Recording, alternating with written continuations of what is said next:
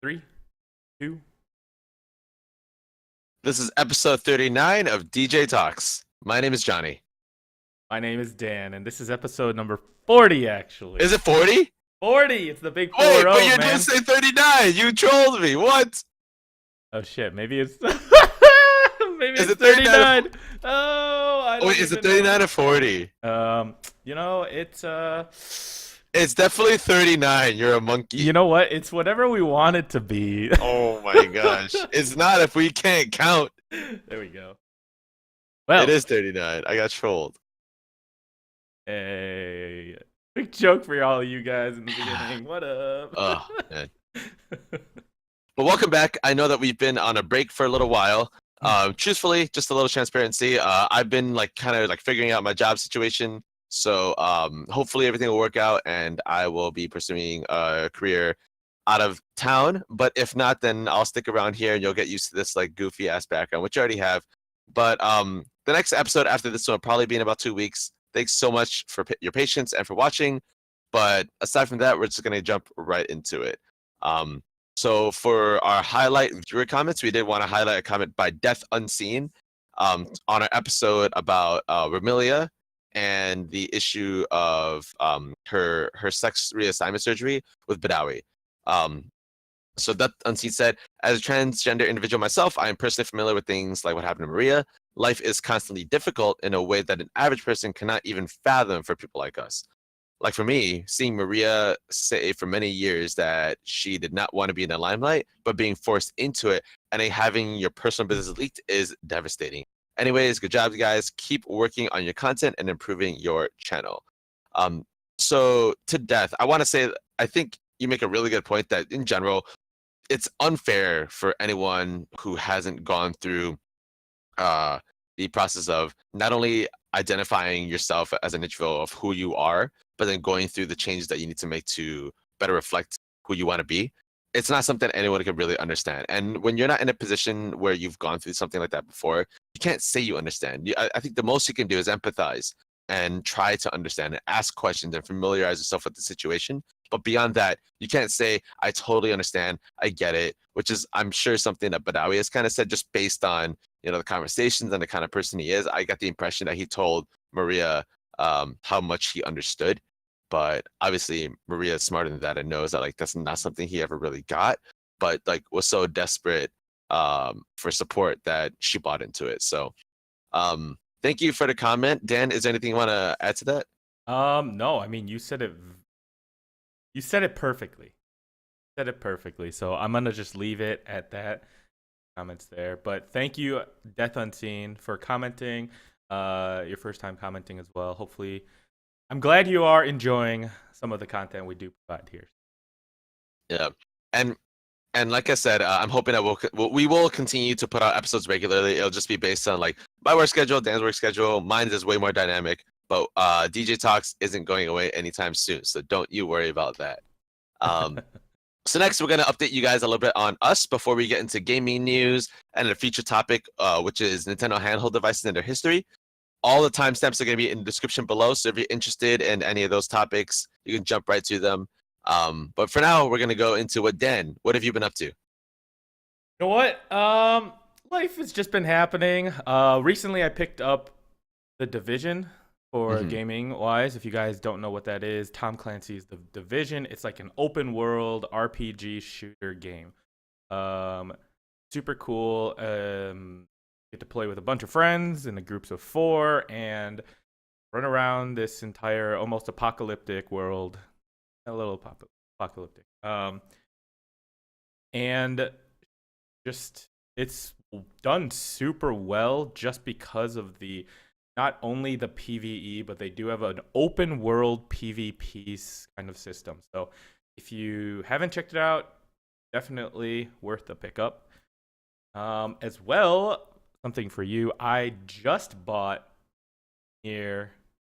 Oh, you bought it half off? I just bought it. So I have not started playing it yet, but I did just actually buy it. And it is on my to-do list in the next couple. Dude, I am telling you, man, Nier is so good. So when Dan and I were at PAX East, there was a panel that featured Yoko Taro, the director of Nier Automata, his music designer, or music person, and someone else. The panel had one of them, something like One of that. them. I think it was a producer. I think you're right. But the room for his panel had 1,000 seats, and they hit the cap and had to turn people away. He's really, really popular. And Nier is one of those games that like came from under the radar. No one expected it to be this good, but it's really fucking good. So Dan, I'm really excited for you to play it. I'm hoping we can do an episode on it after you play through the game. And Part I think it'll two. be fun to reflect on all of it. Yeah, we can finally do our part Yeah. two. And it'll be fitting, like I've played it. I'm half a DJ Talks, you're the other half, right? It'll There be you part go. two. It'll be fun. Awesome, So awesome. cool. So as for me, what I've been up to, so I have been just working a lot. I'm gonna be flying out to Burbank for the next 2 weeks. Well, Burbank and Irvine, to work on some stuff at TESPA and also to help out Blizzard Entertainment with their a Hearthstone tournament that's happening. So that'll be fun. I'll be out there running some overnight shifts as a tournament admin for the events happening in Asia and in Europe. So I'm really excited for that since I've never been a esports tournament admin before. That'll be a lot of fun. And then aside from that, I do want to give a big shout out to. I know a lot of my friends don't actually watch my podcast because we just talk about a bunch of like game stuff, and they're not all gamers. But I was really, really blown away. We're recording this on Sunday, so it was last night when I was just hanging out with a friend, and then she took me to a bar, and then to my surprise, I saw like 20-ish of my friends like just show there, who were there to surprise me and wish me a happy birthday, and I was like, I guess I was really overwhelmed because I was coming to the terms with the reality that this isn't something that happens after college. Like you don't have these opportunities to get together, to have this many people go out and drink and have a good time and smile and tell stories and catch up with each other outside of college too often. And I was just like, I'm humbled that my birthday is an opportunity for these people like to get together. But also like for me, I felt like I was just really lucky and blessed to have been in a position where I could celebrate that. So I wanted to, like Dan, you were there, and I had a lot of my friends from high school and from college there, and I was just really thankful. So yeah, I'm turning 24 on Tuesday, May 1st, and I'm just like, man, I didn't think that this is something that would happen, and I'm just like, I'm really thankful, and it was definitely one of the best experiences that I've had, in a very long time. So thanks, Dan, and thanks to everyone else that came out. Special shout outs to, I believe it was Helen and Bianca that organized everything. I'm not sure, I think Dan, is that Gary true? did too. Oh, Gary. Gary All was right. part of it. Helen, Bianca, and Gary. Shout outs to you guys for organizing everything. Thank you so much. It really means a lot. And I feel the love. So I love you all. It was a lot of fun, honestly. Yeah. And it didn't seem like you suspected it at all. You were your face was at least surprised. I was For the most surprised. part. I was walking to the bar. I was like on my phone fucking playing Pokemon Go. There you go. And I look up and it was like, oh, surprise! There's like a bunch of fucking people like smiling and like laughing at me because I was so overwhelmed. Yeah, it was a lot of fun, and they had a Harry Potter themed at that bar, so it was pretty cool. That was dope. Yeah. Tried out a couple of drinks there, and overall, it was a good experience. It was really fun watching you actually not know what was going to happen. So a lot of the times, these surprises end up being like leaked somehow, some way, or people expect it too easily, or they do it too much, and all of a sudden, every single time, it's like, oh, surprise. But this time, it was really fun just to that out. But big 2-4. Yeah. Not really the big 2-4. Not much going on at 24, but not much going on at 24. But I'll take it, man. I'll take it. There you go. But yeah, other than that, anything else happened throughout? DJ Talks has been on a break, so yeah. I mean, there's been a lot of fun stuff happening. For me, I guess. I've been reading a lot. I read Harry Potter and the Sorcerer's Stone for the first time in my life 2 weeks ago. And I gotta say, man, it's a really, really good book. I was surprised. I've watched all the movies countless times. It was actually like towards the end of my last semester in college when I like rewatched the entire series, and I really shouldn't have, just because like it was exams and shit. But no, I love the series. I've always loved the series, and reading through the books for the first time, it was interesting because I read the books after I watched the movie, so there are plenty of times where like I would hear the soundtrack in my head, or I would hear like, Professor McGonagall or a Sorting Hat or Snape like say certain things that just came out in such a way that was very unique. Like I heard their voices in my mind and stuff, right? So, um, I really enjoyed it. I've been reading a lot lately. I actually recently picked up a Kindle. It was on sale, um, for $80, a paperwhite. So I picked up one, and I've been reading a lot. So, that's been really nice. I think I talked about that before, where like in January, February, I was like reading a Yeah. couple of books, but it's really picked up. So, yeah, that's been a couple of highlights that I've had over the past couple of weeks. What about you, Dan? You know what? We should definitely start up a book club-ish thing, or just at least talk about a book, because of all my friends talking about books as well, and me maybe just I picked up Mm-hmm. like Norwegian Wood, um, By Murakami. by Murakami, apparently one of his most popular. The only one that was actually available that I kind of knew about at the library. You talked about Hard Boiled, like I was telling you yesterday. Never available. And at one point, I might just go to a different library, but the library I went to literally every time checked out something. So I actually haven't gotten to take a look at it, but it's on my to-do list. So also, I have picked up learning SQL. So Oh, really? yes, so I do have to learn a little bit of SQL, and if you guys have any tips or tricks or where to check out things, I've literally just been randomly checking random sites. I even went to pick up an old 2013 book from the library as well. So, That's interesting. yeah, it's interesting. A couple of little things here or there that I have absolutely no clue what I'm doing, but I have a little bit of coding experience in the past, so I kind of understand a little bit, but it's very different. Mm-hmm. So if any of the viewers have any tips, comments, but where to find some more resources, definitely let me know. Sounds good. I'm excited to see like if that actually like, goes anywhere, like if that turns into something, you know. It sounds like one of those things that you like randomly pick up just because you're kind of feeling it, and then like maybe it turns into something. So I'm excited to see what it like becomes. It helps in job prospects later on as well, and financial things, database. So lots of different things, but Mm-hmm. but other than that, I mean, we can move on to a lot of the gaming news or other news. Yeah, there's a lot of news that we've missed in the past couple weeks. So let's hit some of the big ones, Dan. Yeah. What you got? So a couple things here. Number one, Dauntless. Dauntless. I was actually really excited for this. So, Dauntless is, if you haven't heard of it, like Monster Hunter. You are a character in RPG. You gear up throughout the game, and then you fight gigantic monsters in teams or groups or solo if you want. And it's almost like it's like a cartoonish version of Monster Hunter. Haven't seen yet, but Mm-hmm. the open beta is actually coming out May 24th. And if you guys are excited for Monster Hunter, this is probably a good preliminary for you to check out. If you haven't checked out at all. So Yeah. I've been excited. I got the closed beta key actually because we went to PAX, but I've been excited for Monster Hunter for so long, and this, I guess, filler. Mm-hmm. Have you tried Dauntless yet? Outside of when we played it at PAX, no. All right.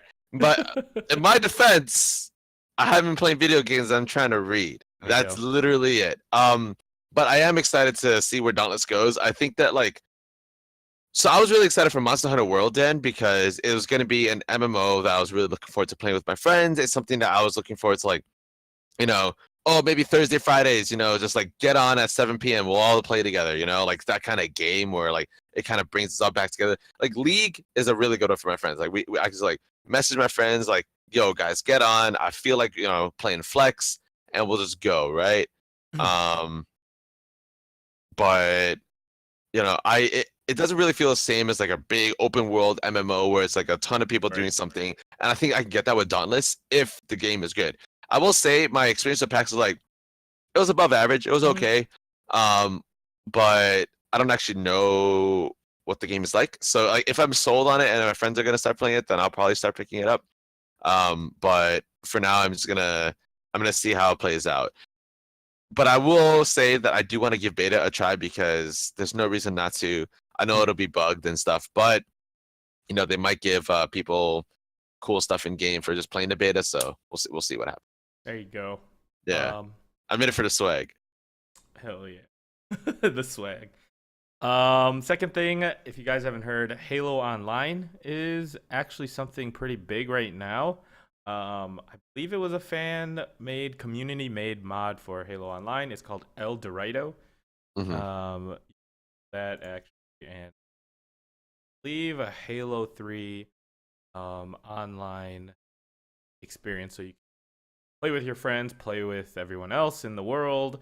If you want a little bit of nostalgia, you can definitely jump on in. It's become somewhat popular in the last, I think, week, 2 weeks, maybe 3 weeks. So I haven't heard too much about it. I've played a little bit, and it was actually pretty good. Like a good backwards feeling or nostalgic feeling. Hmm. Yeah, I actually saw the tweets about it, and I was like, "Holy shit! Wait, Halo Online actually looks dope." I'm not usually like a big fan of I don't know. Like for some reason, I was never like immediately drawn to first-person shooters, even though I think the concept is really cool. But Halo Online, like when I saw that, I'm like, this looks pretty good, man. I got pretty excited about it. I haven't played it myself or anything, but um, I think it's dope. So I'm maybe it'll turn into something, but um, yeah, that's all I can really say. There you go. Also, GeForce Now is something super cool that has started up. If anyone hasn't heard about it yet, GeForce Now is basically NVIDIA created this online um, graphics card. So you use your internet to, I don't even know how it works specifically, cloud based graphics card. You don't have to have a graphics card inside of your, or at least a very good one, and you can play high end games. So one of my friends had recently got into it. It is in beta right now. You have to request to get access. Maybe if you get lucky, but one of my friends got lucky and they actually played on a Mac, the Division on a Mac with this NVIDIA GeForce Now. So I don't know how NVIDIA is doing it. They have servers created to, I think it's supposed to play the game on their servers and basically send you the image or something similar or like that. It's actually working out pretty well for my friend. That's So, insane. Like the implication of what that mm-hmm. sort of future is fucking huge, especially like if you think about how big esports is getting. I mean, obviously you're always gonna rely on bringing like all your equipment with you to an event, but like let's say that you're limited on equipment. Like this opens up a huge amount of possibilities for what you can do at like large esports events. Mm-hmm. That's not even talking about like college or high school level, right? Where they don't have access to equipment, where they might not necessarily have the resources to like run these large events. But with GeForce Now, like that, you can do a lot with that. That's incredible. I didn't even know that was a thing. Yeah, Sounds really cool. this was something I recently learned as well from one of my. So I'm so excited for it to actually come out. Hmm. Any PC you play on, it doesn't even have to be a good PC. You can get this. All you need is good internet. So buying good internet versus getting a graphics card that will outdate eventually. I mean, it's a toss up between it, and I believe it's going to be a subscription service to this GeForce Now, which is still okay because people, I mean, just like an additional bill you have, but um, get amazing games, high performance. Don't have to spend that much on a actual GPU. That's really cool, man. I already signed up. I want that beta access. I want Yeah, that. yeah, man. That's so dope. Haven't gotten it yet, but I'm looking out for it. Mhm. It's really cool. um, on other news here, League of Legends related. Team Liquid won. So I know it's been like a Yeah. couple of weeks here. They're about to even start up MSI right now, but But Team Liquid finally did it, man. They actually won a split. there you go. Team Liquid finally won. Fourth is Holy no shit. longer a meme. It's still a meme, but They are the fourth team to win, though. So still there's memeing. that. Still memeing. Yeah. There you go. But I'm super excited because Double Lift got to experience it. They're going to MSI right now. They're actually looking good. So overall, I'm happy for them. So Yeah. I mean, this is pretty big news for a lot of people that have been following the team for a while because they had a lot of pretty star talent on the team. They're like overall like never seen as like a absolute garbage team, except for like the couple of splits where they began to falter to like see relegation. mhm. But honestly, I think that like it's really good to see that a new team has actually won over like Cloud9, CLG, TSM, and I think that it'll be fun to see Double If Prey, Uzi, and Reckless at MSI like competing against each other because they're I think the best 480Cs in the world. So Mhm. that'd be really cool. Definitely. Any other news here? Um, looks like moving on to the next topic here. Our big main major topic tonight is Nintendo handheld games. More so our experience with them, how we've seen them throughout the years, what we've had played, all of that stuff. Hmm. I Yeah. know you had quite the experience with the 3DS, but what was your initial, Oh, very first handheld? my very first handheld was the Game Boy Advance SP. I kind of got into the handheld late. Well, I it wasn't lately, but it was in 2003 when I got my first Game Boy Advance SP and the GameCube. And I know that at the time I was like 8 or 9 years old. A lot of my peers had already been playing games like the N64 and the Game Boy Color for a while, so they had already been, in the know of games. Mhm. But I guess I was a little spoiled because my first Game Boy had a backlight, which I guess Yeah. I know a lot of like other um, kids struggled with like trying to find a way to like light up their screens because it was so you know the technology really wasn't there yet. But um, yeah, what about yours, Dan?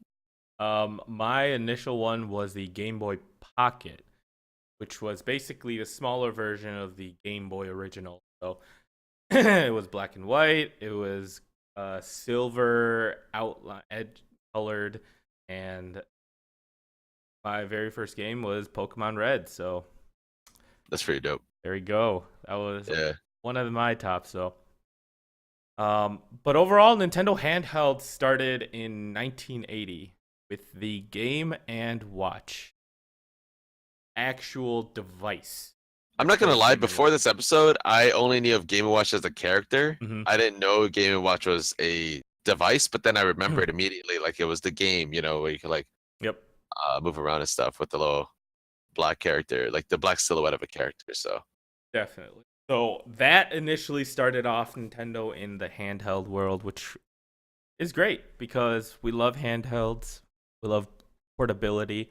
It wasn't super successful. It wasn't like a memorable experience, but they sold 43 million. They did well overall, worldwide. And Mr. Game and Watch is now an actual character in all of these Smash titles. yeah. So it's become somewhat of a thing, right? Hmm. Started somewhere here. Yeah, that's true. But I mean, that's the idea. Like, think about it. Like in 1980, 43 million units of a really garbage, like primitive game console was sold. Like, it's a lot of sales for one Mhm. device. And this is internationally, right? Yeah, Yeah. internationally. I mean, that's impressive, like to know that Nintendo is already reaching so many different markets in like so early on in the gaming industry, right? So, um, I think it's really cool that it sold that many. But what's even more impressive is what you were gonna get into the Game Boy original, right? Tell me about that. Yeah.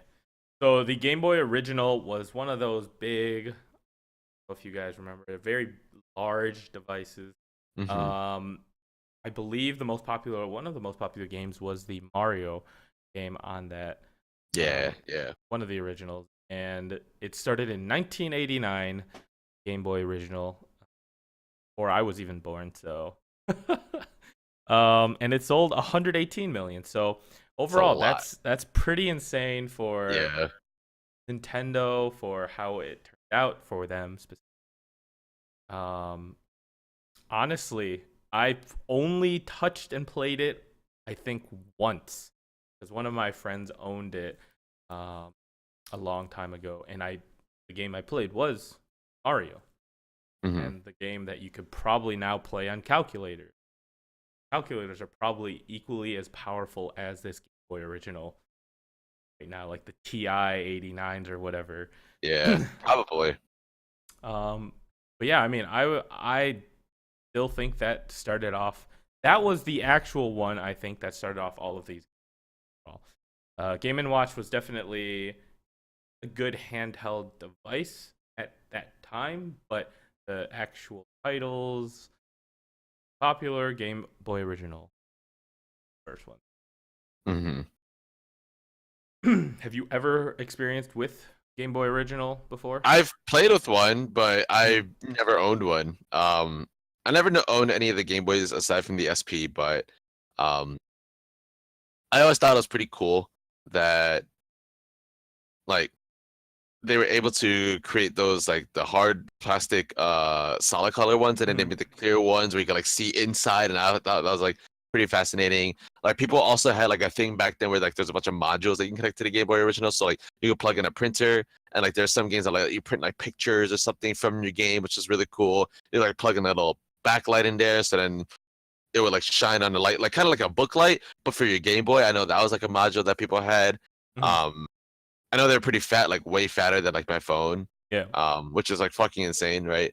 But I always thought the idea of them were really cool, and it's one of those things that like if I can ever really find my hands, find an opportunity to like pick one up, I'd like to have one just to have one, even though I realize like I'm never gonna do anything with it. Like it's just gonna be there, and Right. I don't even Right. know if I'm ever gonna want to use it because I'm afraid of like my break.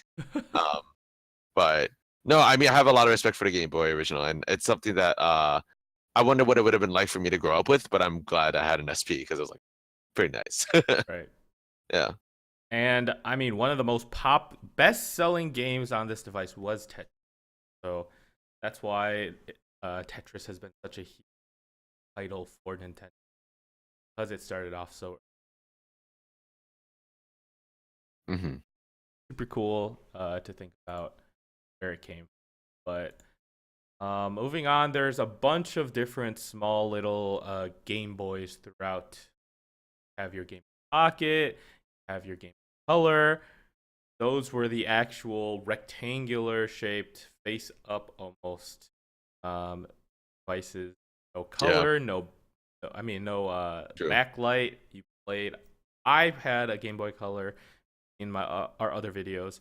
I've had a Game Boy Color, and I remember playing under my blankets in the middle of the night with Yeah. a little flashlight or something holding it in order for me to actually play because I didn't want my parents to catch me 9:30 p.m. at Hmm. night. Um, but yeah, I mean those were great devices at that point.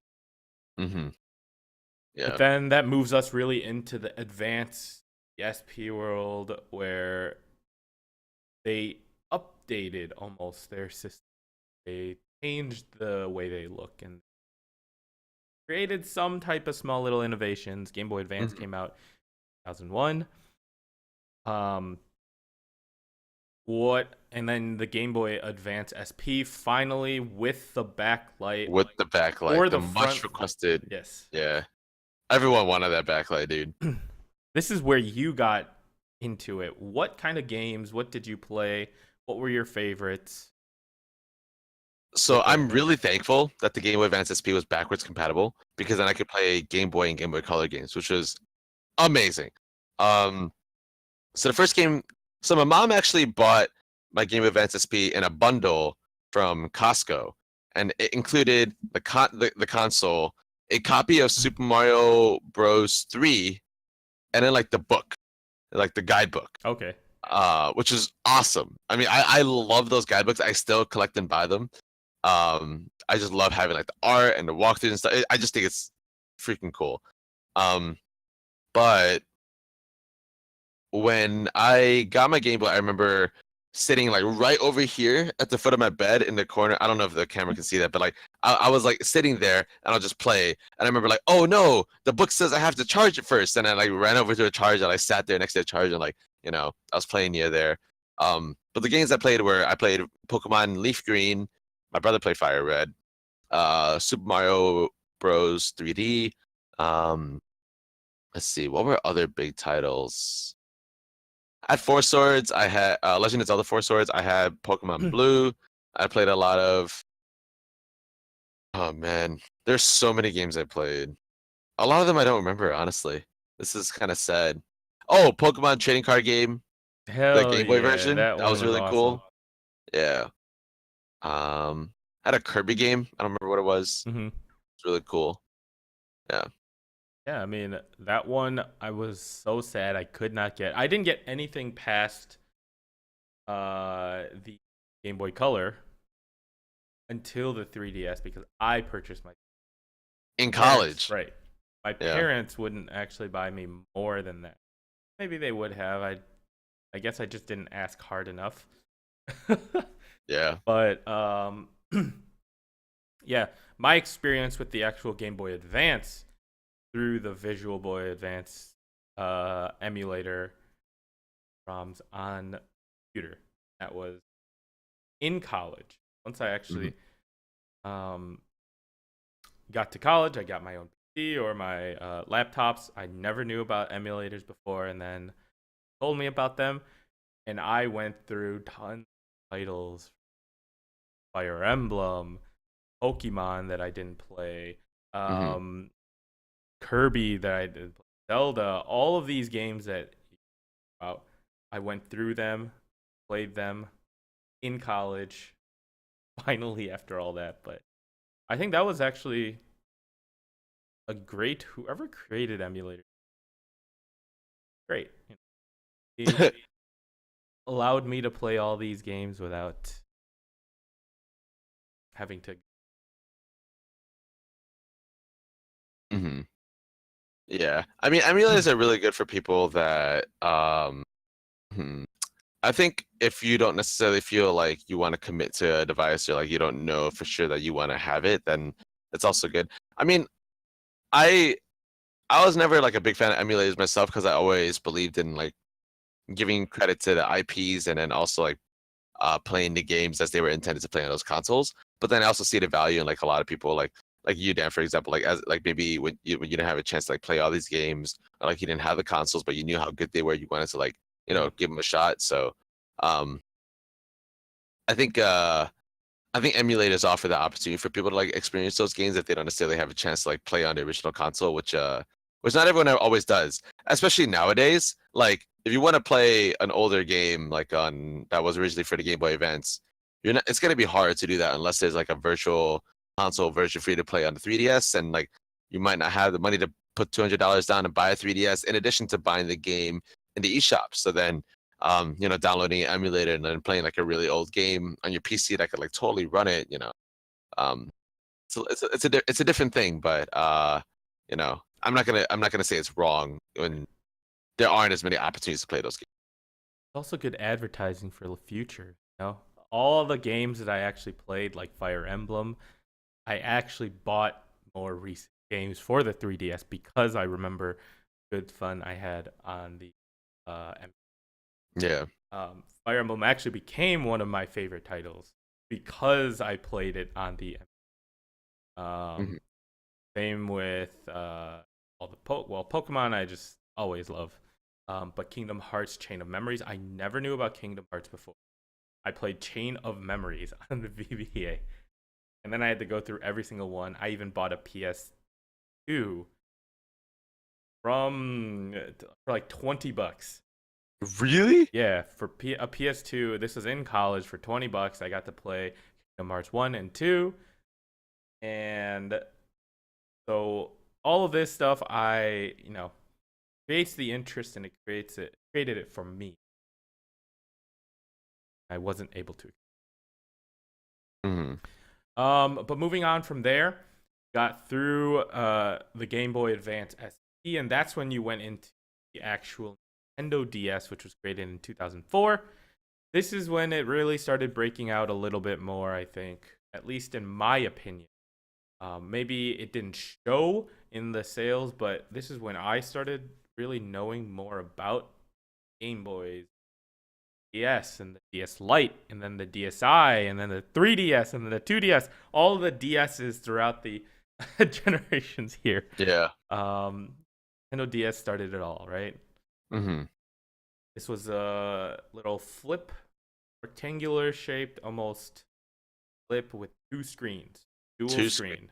Dual screens. That's what the DS stands for. Just found out while doing the research here. Good to know. Yeah, and they had a little touchscreen on the bottom and on top as well. But when did you buy your next Nintendo handheld? What was your next one? Oh, it was definitely in 2006, 2007 when I got a DS Lite. They just came out not long before I made my purchase, and I remember I got a black one, my brother got a white one, and my sister got a pink one. It was one of those things where like if one of us got it, all of us had to have gotten it, right? So my parents were saving up for a while to make sure that they had a chance to like get us all DSs. Um, and I remember thinking to myself, like, man, the original DS was pretty cool. I wish I had to play it, or I had a chance to play it, but um, I never did. So um, when we all got our DSs, it was cool because then we would like play Pokemon with each other. We would play Mario games with each other.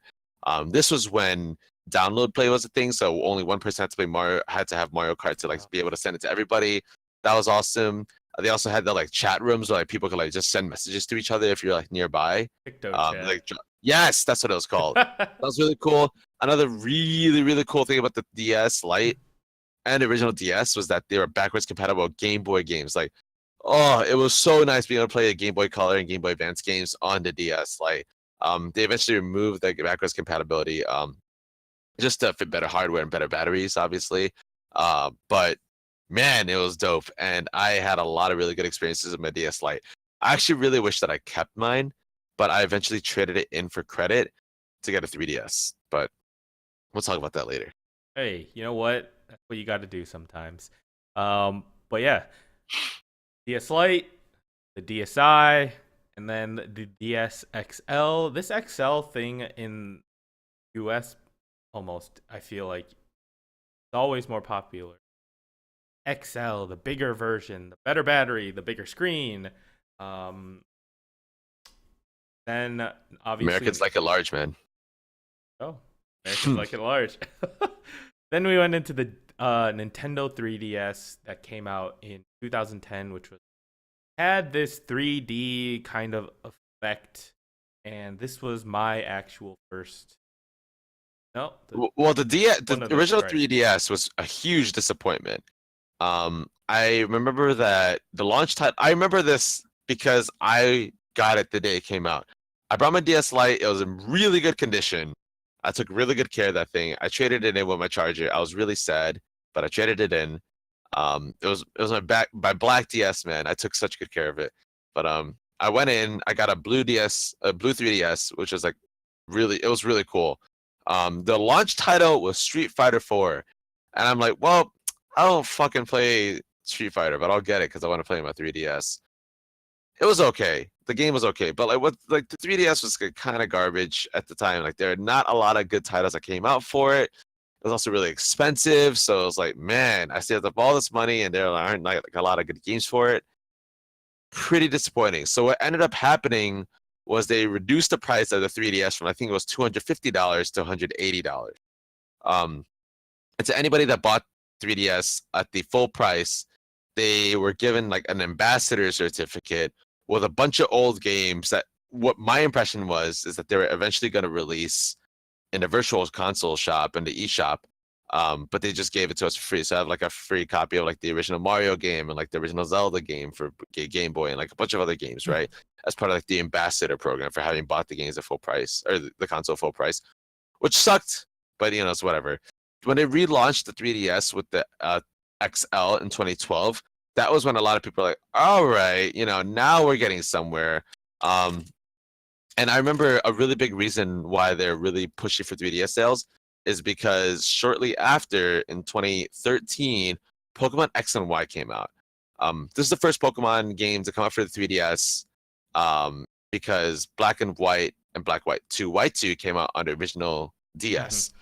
So I know that Pokemon got a shit ton of marketing for X and Y because they were really hoping that it would help drive 3DS sales. And I know, Dan, you were one of the people that ended up picking up a 3DS because one, you hadn't had a console, a handheld console from Nintendo in a while, and two, because you wanted to play X and Y. And I guess it worked out to some degree. They sold 19.59 million units, which is like, you know, it's all right. And ever since then, they've like released like different iterations of the 3DS because like the sheer number of games that came out for the 3DS and the quality of the games were pretty good. You know, you had a lot of really good Pokemon games, you had a lot of really good Mario games, you had a lot of really good titles in general that were coming out that were like that put them on the map, and they were like the best uh console for a while. The Fire Emblem games that came out for them were also really fucking good. There's been like 6 games now: Awakening, Birthright, Conquest, and what's the third one? Revelations. Series Revelation. Revelations, and then there's Fates. Mm-hmm. So that's 6, right? Yeah. Right. Um. Oh, two. Yeah. So I mean, there've been so many good games that they've slowly been like improving it. So that the new 3DS came out in 2014, which I also picked up a copy of. So I have 2 3DSs. And one of them is the new 3DS where that has like an improved processor, NFC compatibility, a larger battery, an additional like nub that acts as a C stick controller or C stick thing from the Mm-hmm. GameCube controller. And that actually there was a significant performance increase in the new 3DS and new 3DS XL versus the old ones. I did a couple of tests myself for like trading Pokemon or like doing downloads online between the two, and then having 2 3DSs was nice because then I could like trade between Pokemon game stuff. But anyway, it just seemed like they kept trying to find ways to like push 3DS sales and to like continue selling these games, right? So, well, like Dan, when you eventually got your 3DS XL, what was that experience like for you having jumped from like a Game Boy to a 3DS XL? That's a big jump. Yeah, and I got the actual Pokemon X. Yeah, you did. Well, Yeah. Pokemon Y actually. But Pokemon X and Y, Game Boy, Nintendo 3DS XL. So you have the actual design of Xerneas and Battle, whatever, however you say it. I think it's pronounced Evil Tall. Evil Tall. There you go. Yeah. So I got the actual design. I love it still. I think there are still great games that come out for the actual XL or just 3DS. Obviously, the most time I've spent on the game is for a lot of Pokemon games, but I have like the 3DS Kingdom Hearts Dream Drop Distance as well, which was a great game. And overall, I think it was done really well. I enjoy it, processing the actual speed, the design of the 3DS. I don't think they need much more add on to it. Right? Mm-hmm. I think it's at its almost prime right now where it has exactly what it needs. Now, the 2D, I just don't understand the actual 3D design, or actually the 3D aspect of it. I have never liked using or have never used the actual 3D screen. So you have this little switch on the side of the 3DS where you turn on 3D. Makes it look a little bit more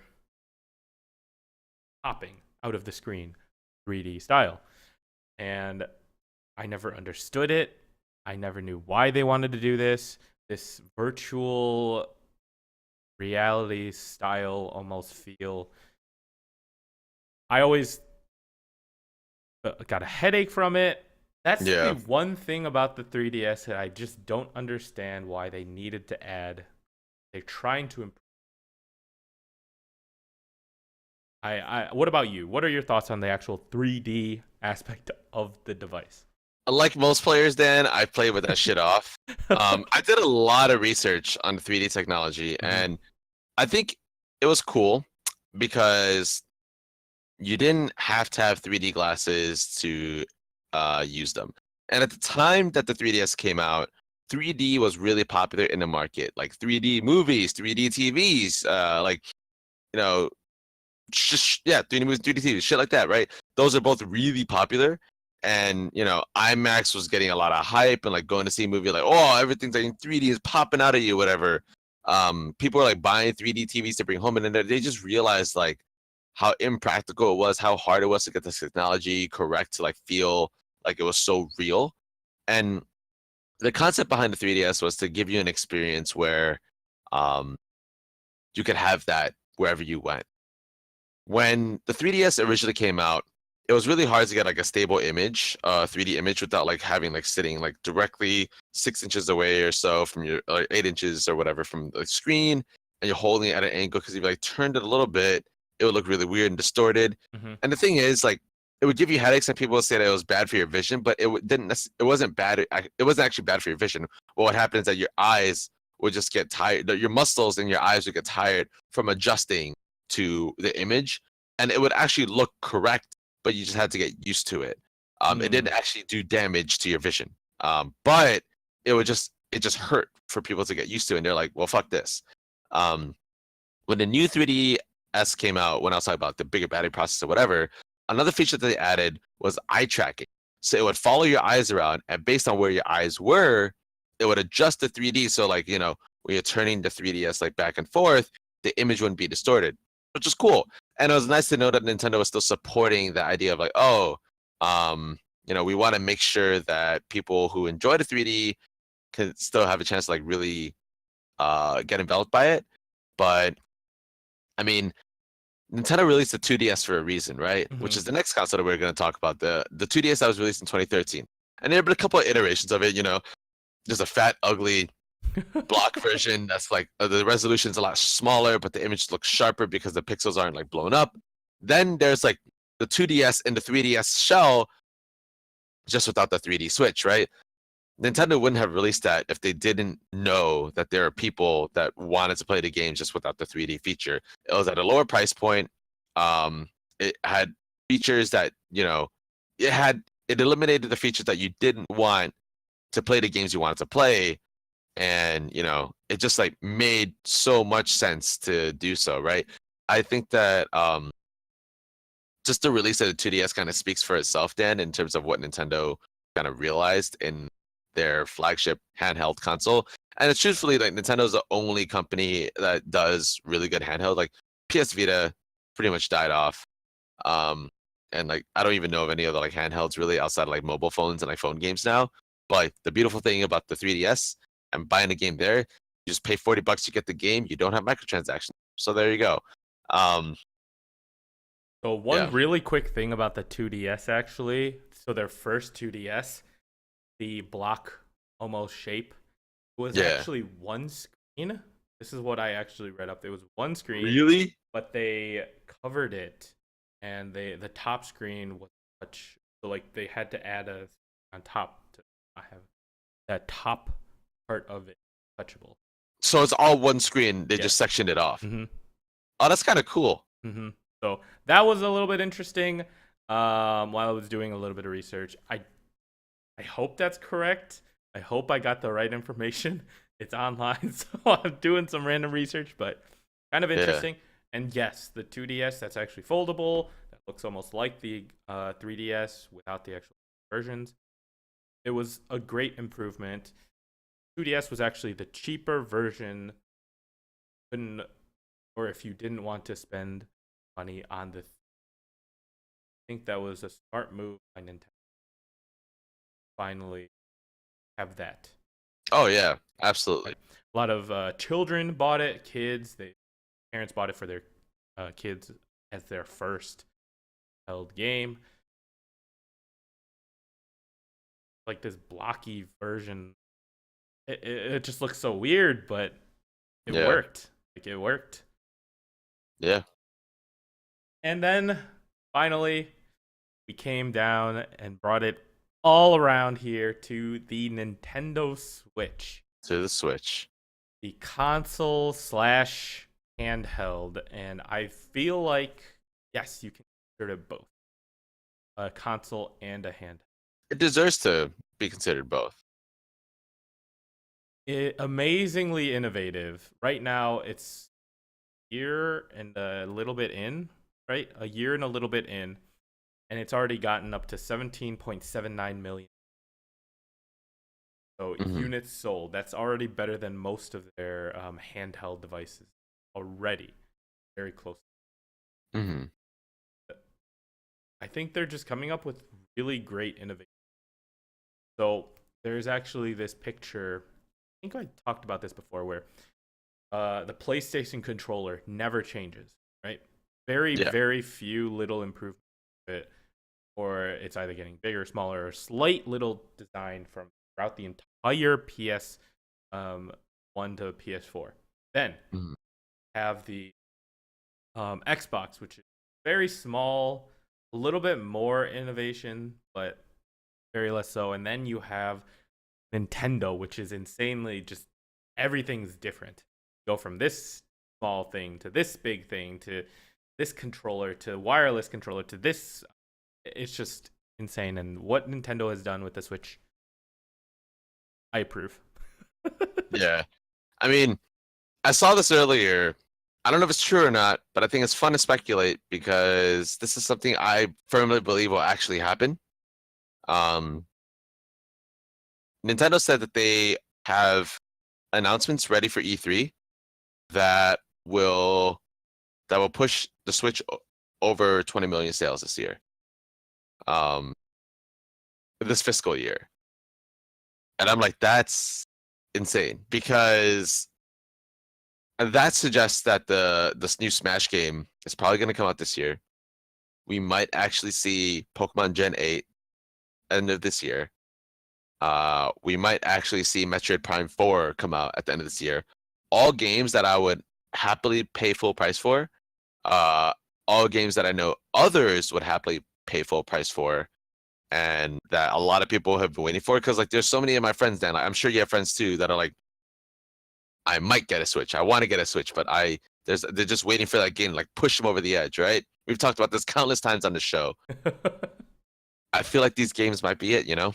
I feel like these might be, and then one day buy it, then they're gonna like go in Breath of the Wild, they get Super Mario Odyssey, you know, they'll invest in all these other big titles as like it's a really good games, man. So I'm really excited because like you said, Dan, this revolutionary console has hit the best of both worlds.